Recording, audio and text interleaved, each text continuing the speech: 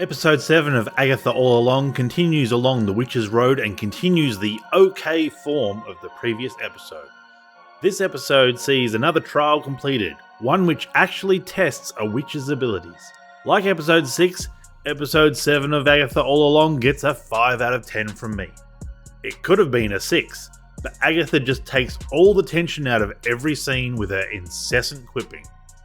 The challenge here is an interesting one, and does a good job of exploring the strengths and weaknesses of the witch on trial. We learn a little more about their history, what their strengths and weaknesses are, and ultimately use their powers to help the rest of the coven. Once again, the main players are given away by the previously on segment, which is an annoyance I think I'm just going to have to get used to. The ending of episode 5 is basically undone during this episode too. The big climax to the episode is clawed back, as I think the writers realised they had painted themselves into a corner with some of the witches yet to be put on trial. The Salem 7 make another appearance, and are probably at their most ineffective for the entire series. There's one really good looking set in this episode. If you've seen it, you'll know which one. It's not got much competition. The others resemble amateur theatre company sets. The dress-ups this week are actually really good, well-made costumes, harking back to the famous witches of popular culture, with the exception of Jen's. I couldn't work out who she's meant to be, and it looked to be very basic. Someone tell me who she was meant to be. So let's get stuck into the recap. It's all spoilers from this point, so be warned. Episode 7 of Agatha All Along opens with Lilia dressed as what I'm assuming to be Glinda, the good witch of the Wizard of Oz. She's falling in a black void. Kind of out of place and out of time. Foreshadowing. The following scenes sum up the series so far. Agatha and Billy are walking along the road, and Agatha suggests to Billy that he can just ask her questions instead of trying to read her mind. But when he asks about Rio, Agatha says he can't ask about that. Then when he asks if Wanda is dead, Agatha says yes, no, maybe. Great. So we get no info, making this entire exchange pointless. You don't have to read her mind, you can just ask. But if you want straight answers, ask a straight lady. Utterly pointless. But hey, she said she's not straight, get it? Agatha says the road is a fickle mistress. I'm starting to like Billy, he gets me. Agatha brags that they're alive, but I don't think she's been responsible for solving any of the trials so far. They stumble upon a castle. It's weird that the exteriors of these buildings always represent the interiors, but that's just an aside. And here we get the best costumes of the show. Agatha as the Wicked Witch of the West, and Billy as Maleficent from Sleeping Beauty. They're a good look. I like how Billy has had enough of Agatha's guff. When she claims that the Wicked Witch was based on her, he tells her to prove it. Yeah, I've had enough of it too, mate. You'd think that after the previous trials they would think about things before touching anything, but Billy picks up the tarot cards on the table and the timer begins. So every incorrect move causes a sword to fall from the ceiling. Agatha decides to just go hammer and tongs and starts dealing cards, causing swords to drop everywhere, including the seat that Billy was sitting on. Luckily he has cat-like reflexes and dodges it, thereby removing the threat, because these swords can be dodged. And then they play it off as a joke instead of the threat to life and limb that it should be. If you're not going to take it seriously, then why should we? Meanwhile, Lilia and Jen are in some tunnel.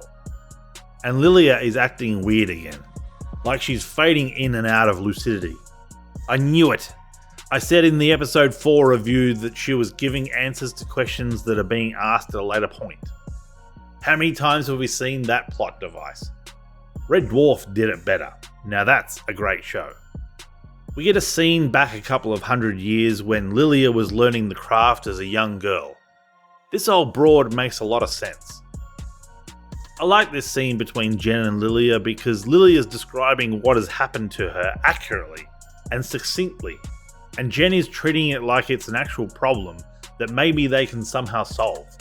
Much better than someone making smart aleck remarks. So just like that, bam, we're out of time again and moved 10 minutes into the future when Jen and Lilia have already rejoined Agatha and Billy. So now the sigil has been destroyed, Lilia knows who Billy is. But that doesn't explain why she put the sigil on him. She says it was because he needed more time. More time for what? To escape Rio? Lilia finds Billy's spellbook. How does that work?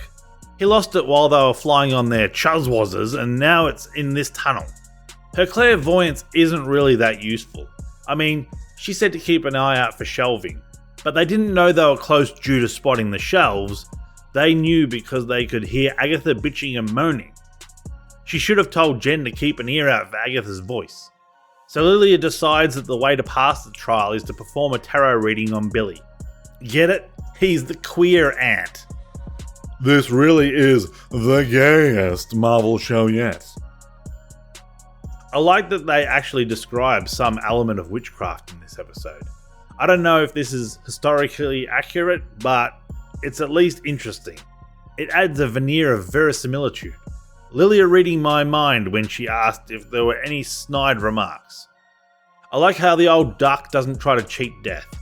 It comes for us all, and it's the one thing we all have in common. Lilia echoes this sentiment later on. It's hilarious when this show plays the ominous music when the Salem 7 appear. I've not seen such an inept villain in many a year. Look at them walking backwards. Aren't they just adorable?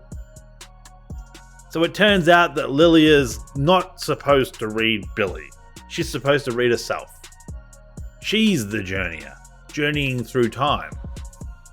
To quote Jen, if she got the card right, why doesn't the ceiling stop? Well, show? So as Lilia plays out the tarot reading, she recalls previous scenes that match the poses of the characters on the road. That was pretty cool, I suppose. Would have been better if the scenes actually looked like the card when you go back and view them. But the pose is the same, but the environment is totally dissimilar. A wasted opportunity. That would have been brilliant. So Rio is death. Is it okay if I say I don't care? So is that like the Grim Reaper or something? While she's stuck on the road, is no one dying? So Lilia saved the day by using her clairvoyant powers and tells Agatha when she calls you a coward, hit the deck. A deck of cards, perhaps? Lilia stays behind because she's already seen this and she kills all the Salem 7. Oh, so they're susceptible to physical damage? Or does that mean they're just slowed down? If they can just be stabbed, that's a bit lame. Not threatening at all. I mean, the Salem 7 have always been lame. This is just the icing on the cake. And with that, Lilia is no more. Although it seems that due to her existing out of time, she's just going to do it all again. Kind of weakens the sacrifice, but whatever. It's a shame because she was my favourite, as I said in my episode 2 review, and now she's gone. Bummer. So that's 2 witches down, or is it 3? I still think Sharon will turn out to be a mega witch. If the last 2 episodes had been the opening episodes, I think I would have liked this series a lot more. But you'd have trouble working Lilia's disjointed phrases through the season. As it is, this episode gets its 5 out of 10 for the great costumes and the great performance from Lilia. The scenes with the old Italian chick were pretty good too, filling in some detail. But Agatha just ruins the whole thing. It was Agatha All Along who ruined the show. Just horribly written and annoying. She always takes any kind of tension out of a scene with her quips. I'm starting to like that all the characters hate her. Only 2 more episodes left. Due on Halloween? Surely it'll be super spooky. My money is on everyone comes back and lives happily ever after. Thanks for watching. If you like what you saw, please consider subscribing. I release reviews occasionally when time allows, and a thumbs up would be a big motivator for further reviews. If you didn't like it, feel free to leave a thumbs down and let me know how I can improve in the comments below. Anyway, I'm Mixy, thanks for your time, and have a good one.